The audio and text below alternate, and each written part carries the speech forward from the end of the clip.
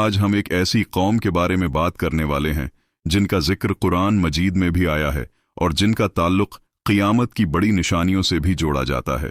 یہ قوم ہے یاجوج ماجوج۔ صدیوں سے لوگ یہ سوال پوچھتے آئے ہیں کہ یاجوج ماجوج کون تھے، وہ کیسے لوگ تھے، اور آخر کیوں انہیں ایک عظیم دیوار کے پیچھے قید کر دیا گیا۔ آئیے اس راز کو قرآن اور اسلامی تاریخ کی روشنی میں سمجھنے کی کوشش کرتے ہیں۔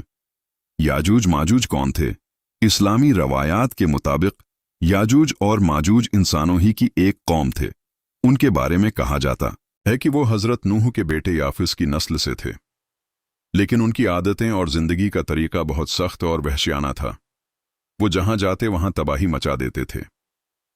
وہ شہروں پر حملے کرتے، لوگوں کی زمینیں برباد کر دیتے اور ہر طرف فساد پھیلاتے تھے۔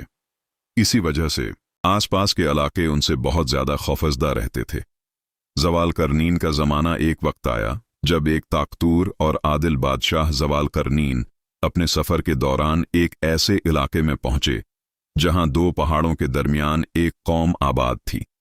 یہ لوگ یاجوج ماجوج کے مسلسل حملوں سے بہت پریشان تھے۔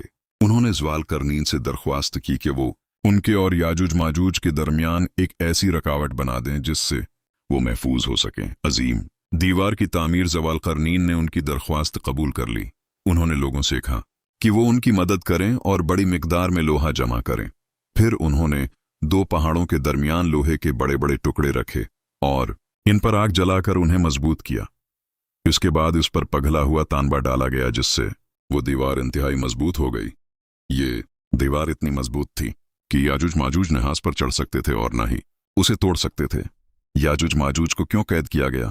یاجوج ماجوج کو قید کرنے کی سب سے بڑی وجہ ان کا فساد اور تباہی تھی۔ وہ زمین پر امن کو برباد کر رہے تھے اور کمزور قوموں کو نقصان پہنچا رہے تھے۔ اسی لیے اللہ تعالی نے زوال قرنین کے ذریعے ایک ایسی رکاوٹ بنوائی جس نے انہیں دنیا سے الگ کر دیا۔ قیامت کے قریب کیا ہوگا۔ اسلامی عقیدے کے مطابق قیامت کے قریب ایک وقت آئے گا جب یہ دیوار ٹوٹ جائے گی۔ اس کے بعد یاجوج ماجوج بڑی تعداد میں باہر نکل آئیں گے اور پوری زمین پر پھیل جائیں گے۔ وہ ہر طرف تباہی پھیلائیں گے اور یہ قیامت کی بڑی نشانیوں میں سے ایک ہوگا۔ اسی وقت اللہ تعالی حضرت عیسیٰ کو حکم دیں گے کہ وہ مومنوں کو ایک محفوظ جگہ لے جائیں۔